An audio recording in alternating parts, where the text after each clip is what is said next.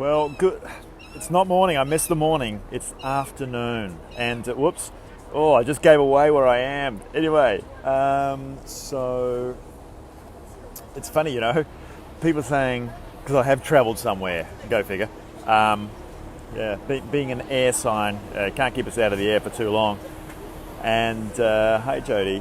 So I'm in and hi, Mum. Mum's online, Deanna. So I'm here in, there's the part that I gave away before. You can see behind me where I am, and it is a spectacular day. Spectacular day today. So there we go. Pretty shabby, and it's good to be able to still fly over the border and not have to do isolation. For those that don't know, you don't have to isolate flying into Sydney nor Canberra, just in case you need to know. And if you're a Queenslander, when you fly back, you just show your driver's license to the military and police and everybody else they've got there at the airport, and you let straight back in, and there's no ISO. Just in case you didn't know, all right? They are the current rules. So, yeah, look, I wanted to come to you about from the balcony, and we're not talking about like the balcony I've got at home, although I do walk out into that for this very reason as well. And it's to do with where we left off yesterday, and talking about finding kind of space from all the mental addiction that we have today, because we've got so many things coming to us so unnaturally fast. And of course the only part then that we can control, we've got so much external stimulus going on, is to take control, take our time and power back on how we're spending our time. We get to choose that. Remember, I said time was also a human construct. So, if you go into different dimensions, and I'm not going to go there now, like the fourth and fifth, we're in a three-dimensional space here on planet Earth, interpreting the world through our five senses, what we see and hear. I mean, if you didn't see and you're shutting your eyes, all the three-dimensional structures and so on don't exist. And they do exist, you just can't see them. But all the stimulus starts to shut down, right? Especially with shutting eyes these days, because there's a huge amount of it coming through our eyes, through media and whatever else, and our ears. Not that I'd want to be a mute or blind, mind you, and I very much appreciate being able to have use of those senses, but there's so much overload potentially coming in there that knowing how to switch off is really a challenge for a lot of people that tend to be overly anxious. And I used to be a lot more anxious than I am these days, which is kind of interesting because I've been in the investment cycle of a business for the last 2 years, and if there's any time to be anxious, now's the time, right? But I took the dive off the cliff. So, getting back to the point, the balcony is about taking that space and time in your day to just disconnect. And I mentioned a couple of methods like meditation and journaling are ones that work for me. I do them every morning, Mondays and Fridays. I don't do them on the weekends, I'll let you know right now. I kind of loosen things out at the moment on the weekends, but I've got a feeling that's going to change, and that as it becomes more and more actually a part of me, that I'm going to be doing the same on Saturdays and Sundays a lot of the time. It doesn't have to be every day because life happens, but it's becoming more part of me. And also at night, some nights doing it more so to bookend the day, to look back at my wins for the day, and also to get into that meditationary state. And it's the best time as well when you're waking up, and especially when you're going to sleep, because you're going to be in that state of going from your alpha wave state, your beta wave state, which is like the state we're locked in today, where there's a lot of high frequency stuff going on, to then alpha as you start to settle down to beta, where it's the best time to reprogram that subconscious, right? And those subconscious thoughts and the 70,000 thoughts that your brain is juicing up on every day, 85, 90% or whatever it is that are the same ones every day. What a waste of energy that is, right? Hey, Danielle. So for those who don't know, Danielle is my sister, Jocelyn. Hey. Using the balcony. So what do I mean by that? So it's really a kind of a metaphor in a way, at looking at the big picture.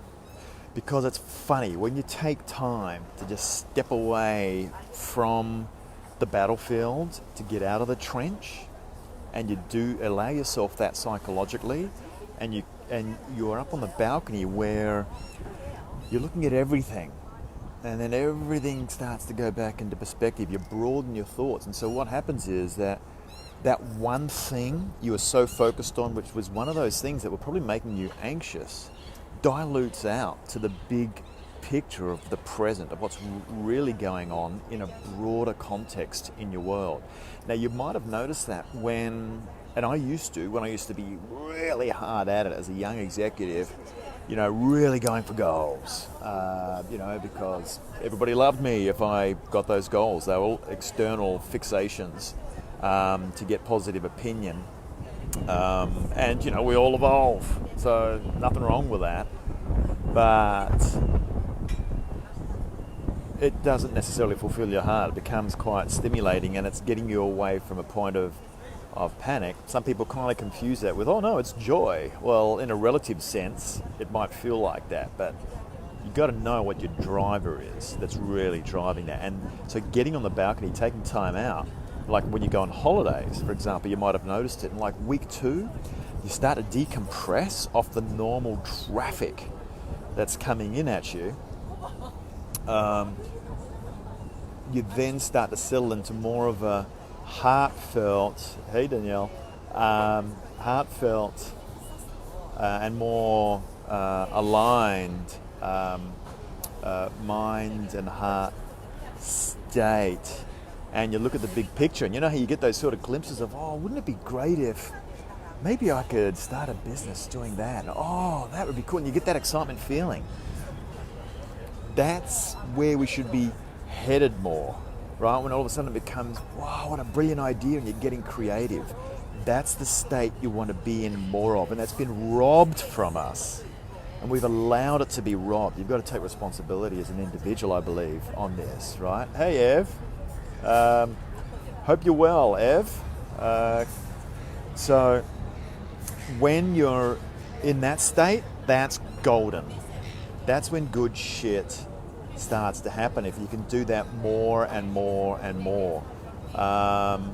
So, of course, you don't want to just sit there in that state all day.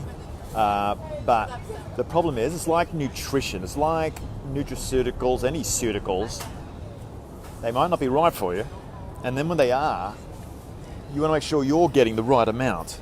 Because going and penduluming from being like malnutritioned, and you go too far the other way, can become, in many cases, toxic. And so finding what's right for you. And as I've said many times, we can do this today. We've got the science and the tools to do that. And I use it in my programs, right? And that I have with executives, and looking to broaden that out in the very near future to the mainstream, right?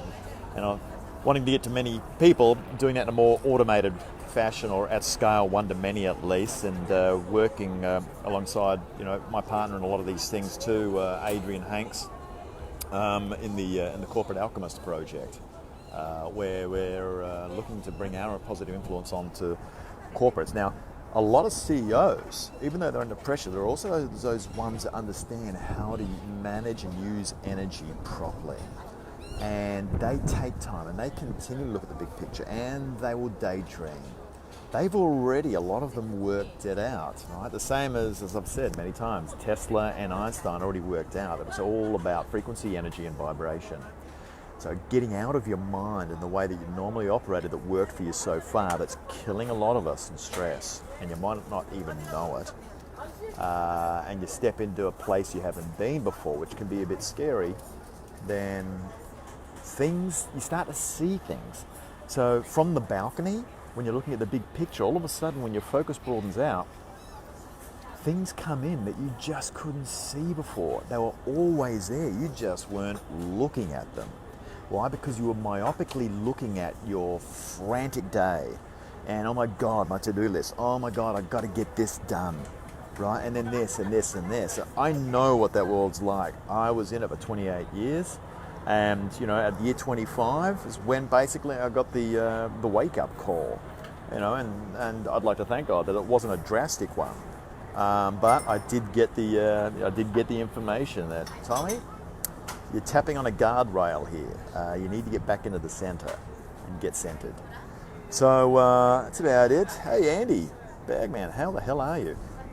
So, guys, also, just to let you know, I rock into the airport in Sydney and confronted with a rather attractive reporter from Channel 9 News. And, yeah, I got a feeling I might be, unless I hit the editing floor.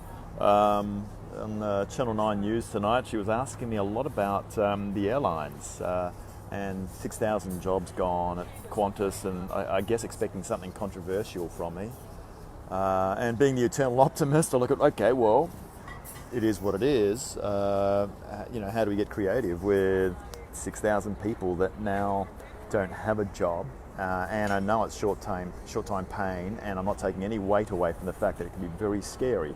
You know, I know what it's like to be financially scared. I've been there, and one or two times it's been self-imposed, right? While, you know, jumping off the cliff, you know, and doing startups as I have in the past. So, yeah, I might be on there tonight. Of course, I try to weave in a message around some of the stuff I do in wellness. She didn't want to bite into that, so I kept on her agenda. Anyway, so guys, that's it. I'm going to cut it short. I'm going to ponder a little bit here on the so-called balcony of one of the most beautiful parts of the world on a sensationally beautiful day. And am I working? I might not look stressed, and to be honest with you, I'm actually not. But you can bet that I am working in the positive sense, in the labour of love. I've got a number of meetings set up. First one's in about the next 45 minutes to an hour, and a couple more, and you know, a number of them tomorrow. And you know what? I'm excited about all of them. And I've got to say, in my previous life, I wasn't excited about a lot of meetings that I was having for work. A lot of them were unnecessary. A lot of them were based on agendas that weren't mine, and so on. And, you know, it didn't agree with me. And so it took me a quarter of a century thereabouts, but I finally jumped out. And another extended finish. I mean, there was somebody I was talking with today. I had a meeting, in fact, at Brisbane Airport this morning before flying out with someone who's also just said, you know what, Tommy, I've left my day job. This is what I'm doing, and you know what? Here's with the government support that's coming. They said, you know what? I'm taking that. And you know what? He's not living an exuberant life. And you know, his partner is now starting to become successful in what she, I believe, loves doing in physical health. And he said, I'm taking this opportunity right now, that this has been a gift for me in what's happened. He didn't lose his job. He like me, committed a financial personal suicide. A lot of people would think that. It was a suicide of my old identity to go and bring and allow a new one to come in. And for me, more true me. People have multiple identities. There's nothing wrong with that, because at the core you're the same, and that's the part you've really got to connect in with. But and depending on what you're doing, you'll take on a different identity. Still the same person in the inner core. But he's dived off, and interestingly, he rings me and says, "Look, I've been watching some of your FBs. I want to connect, and I want to have a chat with you about where I could be going in future. You know, I see what you're doing. It would be great if we could spend some time." I mean, I felt totally flattered to be able to do that, as I always am when people sort of ask for some advice. It's validating, and it also makes you feel like you're actually starting to make a bit of a difference on the planet. Hey, Maggie. I yeah, gave some advice, and then we caught up and met and discussed, different options and so on. Of ones that I'm knowledgeable about that may be able to assist him as well. I'm all about building a movement, as everybody knows, for making the planet a better place and setting an example for, like, my son. As many people do, and it's one of the key drivers. But you've got to do you first. That rule is like number one. You've got to do you first, and finding you is the evolution of life here on planet Earth. So I'm going to leave it there, and guys, it's beautiful not only in the Gold Coast but here in Sydney. Loving the amazing backdrop, isn't it? Isn't it awesome, Maggie? It's just and the weather's helping a little too. It's just I just love sunny days. They're good fun, and sometimes some of the cloudy days are kind of cool too. Actually, when you can get cozy indoors, and just warm up and kind of change your direction a little on what you're doing for the day. Anyway, enough from me. I'm out of here, guys. Have a great morning, day, evening, sleeping, whatever you happen to be doing. And thanks, Maggie, for the love back at you, and we will catch you on the next Better Tune In. Tommy G. Bye.